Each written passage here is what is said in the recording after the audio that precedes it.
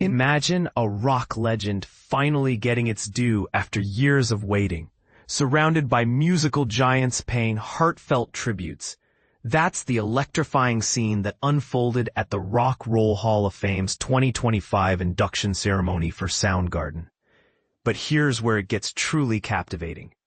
The band's survivors enlisted a lineup of superstar collaborators that blurred genres and sparked endless buzz. Stick around because we'll dive into the surprises, the Seattle roots, and some debates that might just make you rethink what makes a hall-worthy performance. And this is the part most people miss, where personal connections shine brighter than the stage lights. Soundgarden, the iconic grunge pioneers from Seattle, brought together an impressive roster of guests for their big night on Saturday, including the versatile Brandi Carlile, Pearl Jam's guitar virtuoso Mike McCready, Alice in Chains riff master Jerry Cantrell, and Taylor Momsen from The Pretty Reckless. If you're new to this, the Rock Roll Hall of Fame is a prestigious institution that honors artists who've shaped music history, kind of like a museum for rock royalty. Think of it as the ultimate nod from the industry, celebrating bands whose influence echoes through generations. The event was streamed for fans worldwide, letting everyone witness the magic firsthand.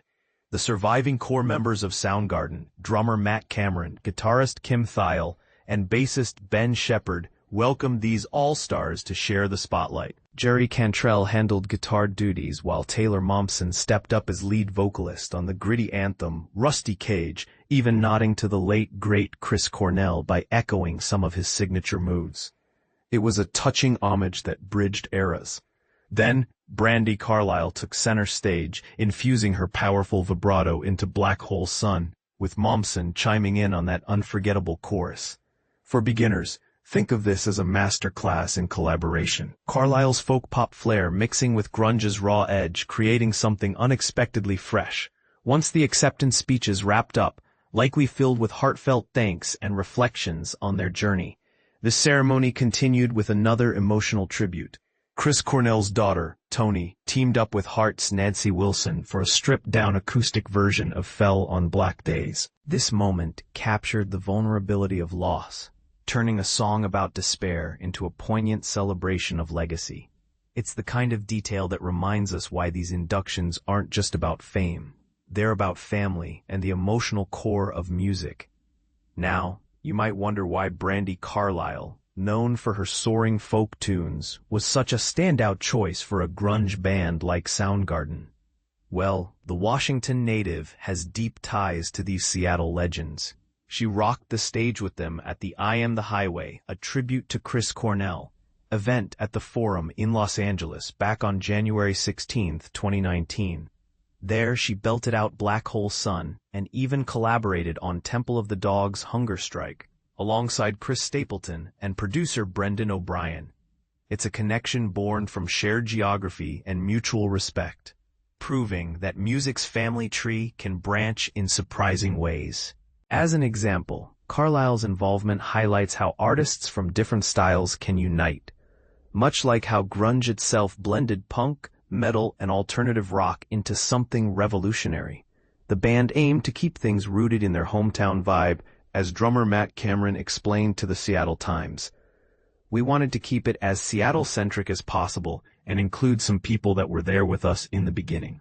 Guitarist Kim Thayil echoed this sentiment in the same interview. "To have our peers, friends, and creative collaborators from here share that with us is very important. It's very important because it's part of our identity. We're not simply rock guys in this band Soundgarden. We're rock guys in this band Soundgarden that helped establish the Seattle scene and the sound. The geography is very important to our identity. It's where we are. It's where we came from. It's who we are." For those just tuning in, this underscores how place can shape a band's essence. Seattle's rainy skies and underground scene fueled grunge's angst-ridden ethos, setting the stage for bands like Nirvana and Pearl Jam too. Soundgarden's long-awaited induction came after their third nomination. They'd been contenders in 2020 and 2023 before finally breaking through this year. It's a reminder that recognition can be a marathon, not a sprint, and it got fans debating. Should the hall prioritize innovation over popularity? But here's where it gets controversial. Some argue that focusing on regional identity like this might exclude global talents, while others say it honors authenticity. What do you think? Is geography a key factor in a band's legacy, or should pure musical impact reign supreme? Joining Soundgarden in the 2025 Rock Roll Hall of Fame performer category were other heavy hitters like the White Stripes, Bad Company, Outkast, Cyndi Lauper, Chubby Checker, and Joe Cocker, making it a diverse class that spanned eras and styles. Picture the White Stripes' garage rock rawness alongside Outkast's hip-hop innovation. It's a testament to the hall's broad embrace. And for a glimpse of the action, check out this tweet from jeffgarden.com @iJeffGarden. Posted on November 9, 2025. Soundgarden feat. Jerry Cantrell, Brandi Carlile, Taylor Momsen, Black Hole Sun, Rock Roll Hall of Fame 2025.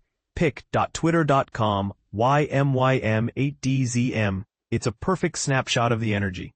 What stood out to you most about this induction? Do you agree that Seattle ties make it more meaningful, or should the hall cast a wider net? Share your thoughts in the comments. We'd love to hear differing opinions and spark a conversation about what truly defines rock royalty.